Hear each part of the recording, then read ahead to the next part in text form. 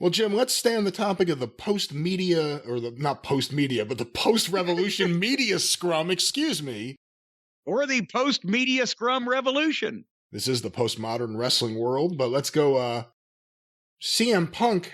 A lot of people have sent this in, had some things to say about Bret Hart. Did you see this? Yes, I did, but read those comments. I love Bret Hart. And by the way, I encourage anyone who hears me read this, go see the video. He's actually emotional and tearing up while saying this, so it really carries some weight. I love Bret Hart. Bret Hart's career got cut short, and it's a goddamn tragedy. And there's people who go over to Saudi Arabia and get paid millions of dollars, and it should have been Bret. And I'm just super grateful that I got a second chance. And I'd give it up in a heartbeat to give it to Bret. He's the greatest, and he was right. Bret Hart was right. Bret Hart is always right. It's refreshing to hear somebody say something like that, because usually, the guys are only out for themselves. Well, I could have done this or done that. But to be honest, Punk's sentiment is exactly 100% correct. I'm not sure if maybe his timing is still a little bit off, because they only started going to Saudi Arabia, 3 years ago? And Bret would have still been past 60. But But you see Goldberg on there. I guess that's the thing everyone's pointing out. I was about to say, if Goldberg can get in the ring at his age, Bret, if he hadn't had the concussions, probably could have done the same thing. But he got the concussion from Goldberg. Yeah, he got the concussion from Goldberg. But it is true that Bret lost out on millions and millions of dollars through no fault of his own. Number one, because Vince, made the deal and then pulled it. And then, let him go to get out of the contract to go to WCW, who was going to give him even more money. And then Goldberg kicks him in the fucking head. And, imagine just after the WWF went public, and when all these other opportunities came up, and the payoffs for pay-per-views started going from mid 5 figures or mid 6 figures to into 7 figures. Bret would have been a recipient of quite a bit of that, because he still, even though he was, how old was he in 1998? He would have early 40s. He would have been wrestling for probably another 10 years full time, or as full a time as he wanted to do it, and then appearances after that. So yeah, even if he may not have wanted to go to Saudi Arabia, who knows? But even if he had already been retired and done by the time Saudi Arabia came around, yes, he missed out on millions of dollars just because, that whole botch up on both companies' parts. Vince not being able to keep him, or not wanting to keep him, WCW not knowing what to do with him, and then Goldberg kicking him in the head. There's more to it, though. And, you have those I'm a Cornette guy t-shirts, and, the I'm a Paul Heyman guy shirts are out there. I mean, everyone has those, and I'm not saying anyone should do that with this, but there really is a I'm a Bret guy and I'm a Shawn guy camp. Yeah. And it's people like me who grew up in the 90s loving Bret Hart, couldn't stand Shawn once he became an annoying babyface, and then once everything got really bad behind the scenes, even that started spilling out on to the show, and you could tell. And he became really an unappealing wrestler. I couldn't stand him. Appreciated what he was doing, but I love Bret's work. And when he says Bret is right, Bret was always right, Bret was the one who Shawn and his friends mocked for how serious he took things. And look at this feud that CM Punk just did. Yeah. And we know CM Punk's not doing anything he doesn't want to do.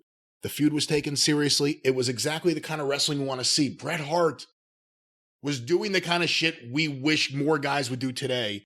And when you look at the guys who were the Bret Hart guys in the business, the clear-cut ones, the declared ones, and then you look at the Shawn Michaels camp, the guys who were influenced by the DX or nonstop super kicks or Shawn Michaels style, where even if you like Shawn Michaels, Bret Hart was the same era.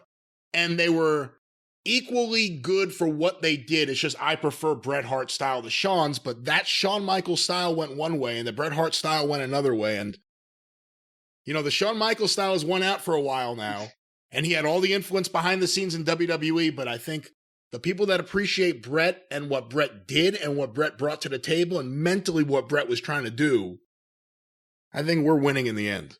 Well, and I'll tell you, I've in the past said Bret took himself too seriously. He took the business seriously. That was the good thing.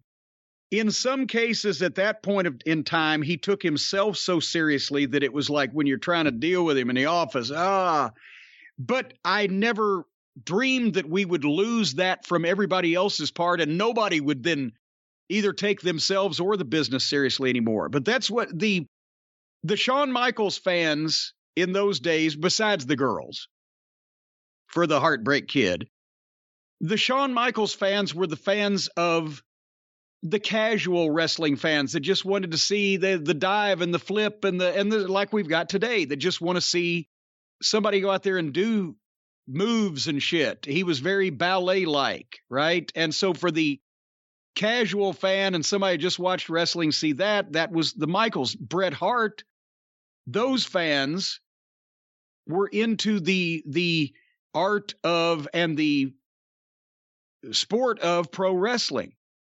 And Bret was more consistently serious and believable and the things that they wanted. And that led to more guys wanting to be wrestlers because they wanted to make, He was the smartest in-ring storyteller. Yeah. Of the top flight WWF guys of that era by far. And so it lasts longer. It doesn't wear out. It doesn't get dated.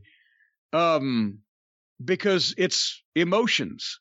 And so Bret's style it's like, as we've talked about, you watch ECW TV from the 90s, and then you watch Smoky Mountain Wrestling from the same time, or the Territories from just a few years earlier, and that shit still stands up because we didn't tie our shit to any particular time period or anything that was hot or culturally significant, whatever, that's then going to go away. And now the ECW shows, they don't age that well because it was all about that particular 5-year period. And Paul was stealing so much from pop culture and not just doing wrestling. Wrestling, if it's good, it's not time dated. It doesn't go, there's no shelf life. You understand it regardless of what era it's from, and you can appreciate the performance. When you start trying to tie it to all what's hot or, current or the fad in today's culture, people watch it 15 years from now, they go, what the fuck is all this? So we saw enough crotch chops to last us for a fucking lifetime back then. Even Kevin Nash. Kevin Nash's best match? Bret Hart. Go back and watch. He knew how to tell his story with anyone you put him in the ring with. And I'm glad to hear CM Punk say these things about Bret Hart, and a lot of us echo them.